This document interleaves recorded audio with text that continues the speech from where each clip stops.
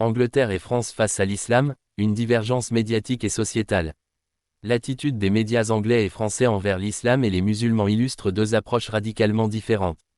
Tandis qu'au Royaume-Uni, une certaine bienveillance médiatique est perceptible, en France, le traitement de l'islam semble souvent marqué par la méfiance, voire l'hostilité. Cette divergence soulève des questions cruciales sur la liberté de la presse, les héritages historiques et les choix politiques des deux pays.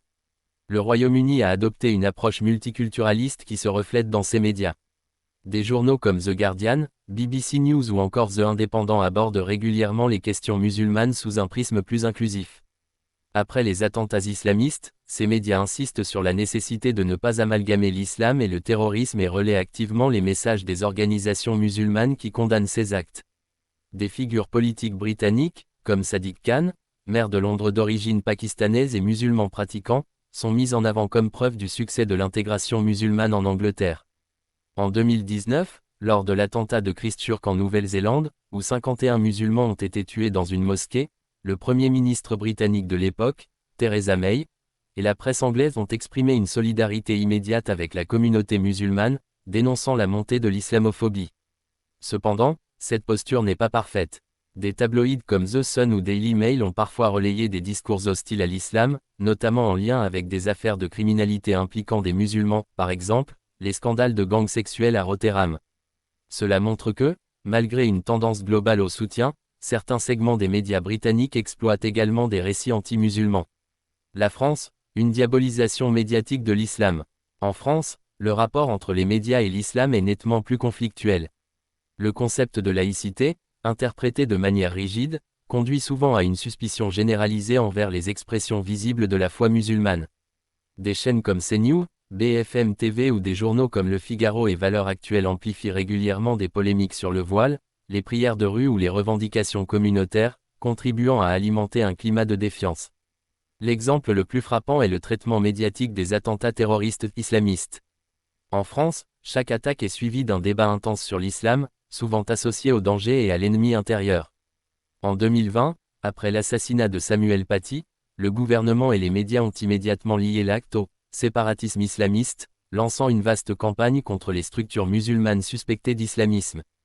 Contrairement au Royaume-Uni, où les médias tentent d'éviter l'amalgame, en France, certains journalistes et intellectuels participent activement à la construction d'une image de l'islam comme une menace pour la République.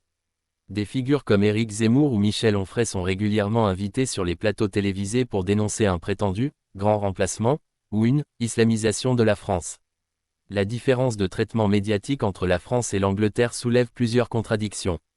D'un côté, la bienveillance britannique envers les musulmans peut être perçue comme une volonté d'inclusion et de protection des minorités, mais certains y voient une forme de complaisance qui occulte des problématiques réelles comme la radicalisation ou l'enclavement communautaire. En revanche, la France adopte une posture plus stricte, justifiée par la défense de la laïcité, mais cette fermeté se transforme souvent en une obsession qui stigmatise une partie de la population musulmane. Le Royaume-Uni met un point d'honneur à lutter contre l'islamophobie et à valoriser la diversité, ce qui contribue à une meilleure cohésion sociale. En France, au contraire, la laïcité est fréquemment invoquée comme un rempart contre l'influence de l'islam, mais son application semble davantage servir à exclure qu'à protéger, alimentant un climat de défiance. Cette différence de perception se retrouve aussi dans les médias. La presse anglaise évite les débats polémiques sur l'islam, ce qui peut donner l'impression d'un refus d'aborder certaines réalités. À l'inverse, en France, les médias ont tendance à exagérer l'influence de l'islam dans la société, entretenant un climat anxiogène qui nourrit un sentiment de persécution chez les musulmans et accentue les tensions. L'Angleterre et la France adoptent deux stratégies opposées face à l'islam. L'une privilégie l'inclusion et le dialogue, tandis que l'autre semble enfermée dans une posture de méfiance et de confrontation. Si l'approche britannique est plus apaisante, elle peut aussi masquer certaines tensions communautaires. La posture française, en revanche, alimente un climat d'hostilité et de division, nuisant ainsi au vivre ensemble.